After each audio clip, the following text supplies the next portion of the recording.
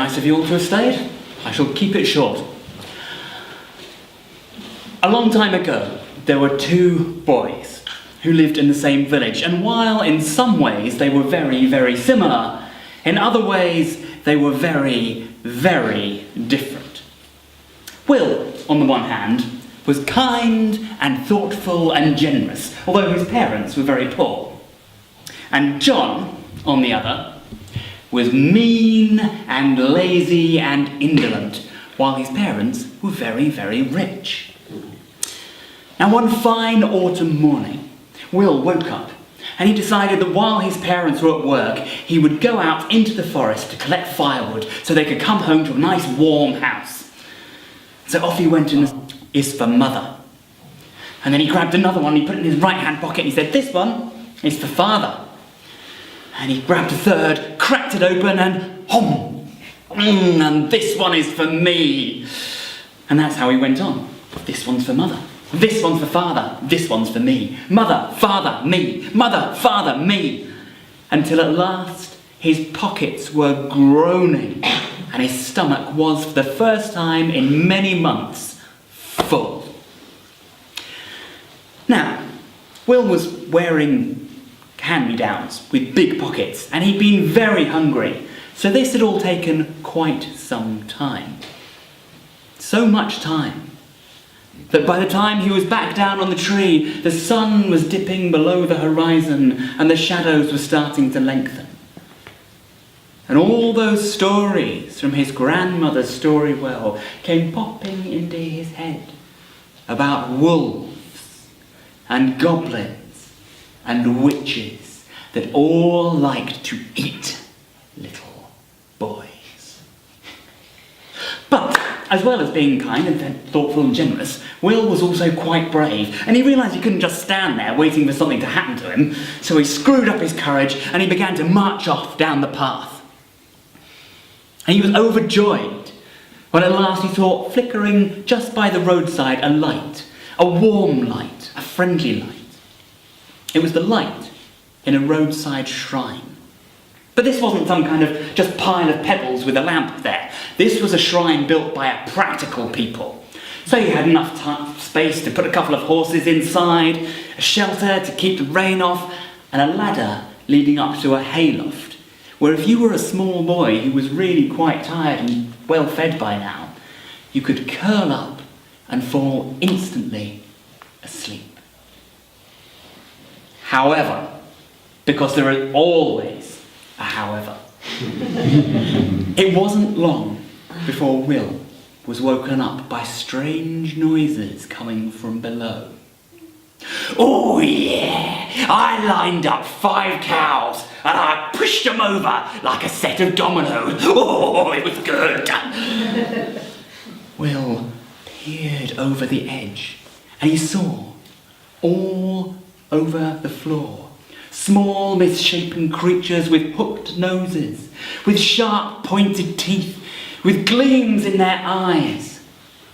Goblins, wearing hats to keep their lank hair cut down and belts to keep their trousers up, and with each belt there was tied a golden hammer. Now we listened to the goblins tell their exploits and what they'd been up to for quite a while, until at last a slightly bigger goblin got up and he said, "Settle down, all right. Time for dinner. What do you want to eat?" So, what do you want to eat? Oreo cake. Oreo cake! Right, Oreo cake it is. Bang! He took out the hammer and a shower of golden sparks emitted it. And every time they hit the floor, an Oreo cake appeared. Who's next? Is there something from over there? Toasted cheese. Toasted cheese! I love toasted cheese. Good choice. Bang, bang, bang, bang. Sparks everywhere. Mountains of toasted cheese.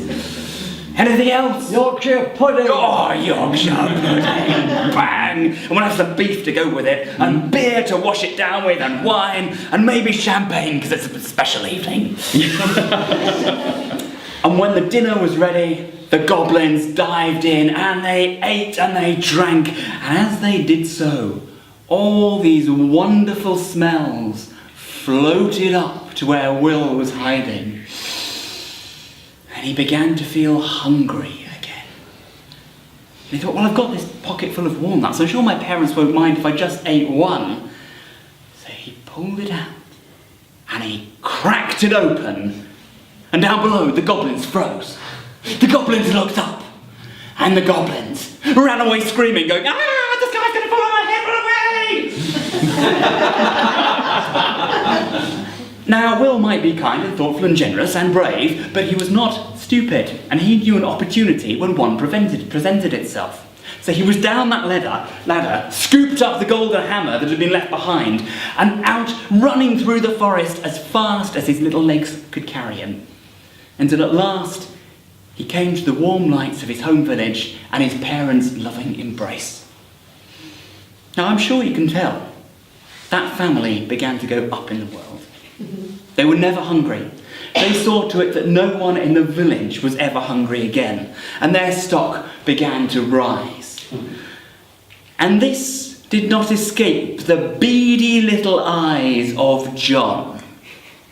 And one day, John decided to get hold of Will and get the entire story out of him. Will told him everything. And when he heard about the golden hammer, John thought, well, if they can do that with one, what can I do?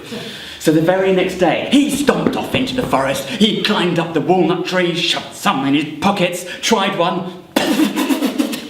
Not for him.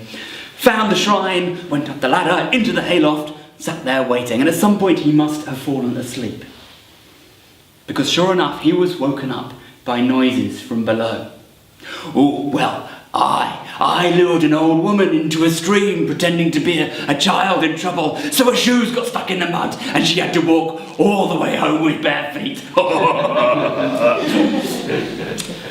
And again, another goblin, not the same one, he had no hammer, got up, proceeded to create a feast in exactly the same way. Showers of golden sparks, beautiful food, wonderful smells, and when the goblins were all digging in, John thought, right, here we go, snap!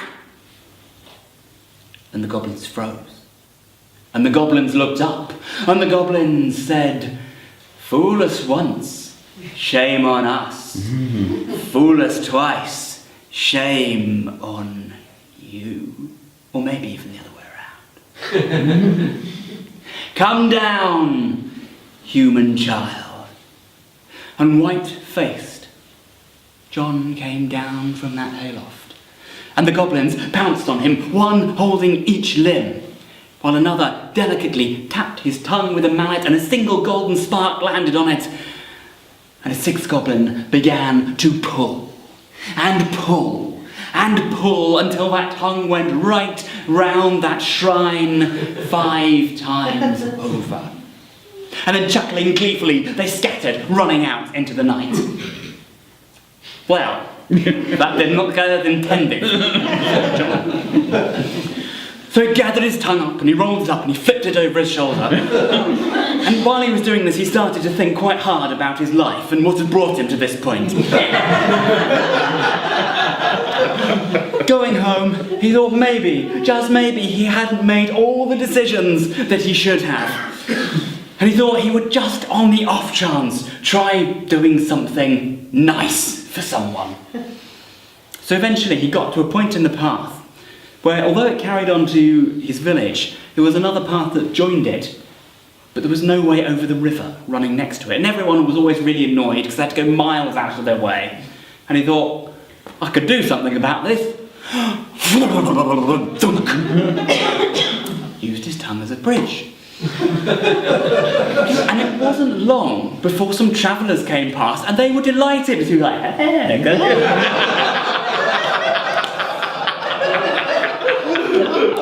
over they went. More and more travellers, and word began to spread, and they left offerings of food and offerings of beer and a little money, and word eventually worked its way back to Will, who said, "That sounds like goblin magic." And so he went down to the river, and he saw John sitting there. He's like, ah! And Will took out his hammer and he tapped the tongue and a single golden spark landed on it. And the tongue went back to normal size. And then Will tapped the ground and created a bridge of fine, lasting stone. And he reached out a hand and John took it. And together the two boys walked back towards the village and they talked about all the things they now had in common. And it wasn't long before it became known that where you could find one boy, the other wouldn't be far away. And that's how it stayed, from that day on and for the rest of their long and happy lives.